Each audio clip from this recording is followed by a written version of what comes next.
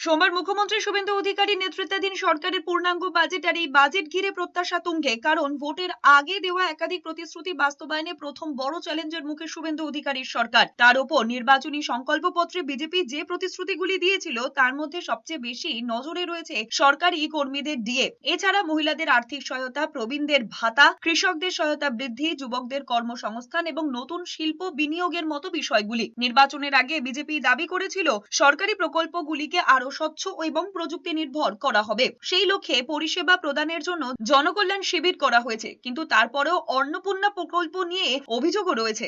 এছাড়া শিল্প এবং কর্মসংস্থানের ক্ষেত্রেও বিশেষ নজর দেওয়ার সম্ভাবনা রয়েছে। বিনিয়োগকারী আস্থা ফিরিয়ে আনা, পরিকাঠামো উন্নয়নও বাজেটের অন্যতম কেন্দ্রবিন্দু হতে পারে। কেন্দ্র ইতিমধ্যে রেল, সড়ক, জল জীবন মিশন এবং অন্যান্য উন্নয়ন প্রকল্পে হাজার হাজার কোটি টাকার সহায়তার কথা জানিয়েছে। ফলে এইসব ক্ষেত্র ছাড়াও শিক্ষা খাতে বড়সড় বিনিয়োগের রূপরেখা দেখা যেতে পারে। কৃষি ক্ষেত্রেও প্রত্যাশা রয়েছে। কৃষক সম্মান, সেচ ব্যবস্থা, ফসল সংরক্ষণ, মৎস্য চাষ এবং গ্রামীণ অর্থনীতিকে চাঙ্গা করতে নতুন প্রকল্প বা অতিরিক্ত বরাদ্দের আশায় রয়েছেন গ্রামীণ এলাকার মানুষ। সবচেয়ে বেশি প্রত্যাশা রয়েছে শিক্ষা এবং স্বাস্থ্য পরিষেবায়। সোমবারের বাজেটে এই দুই ক্ষেত্রে প্রত্যাশা সবচেয়ে বেশি রয়েছে রাজ্যবাসীর।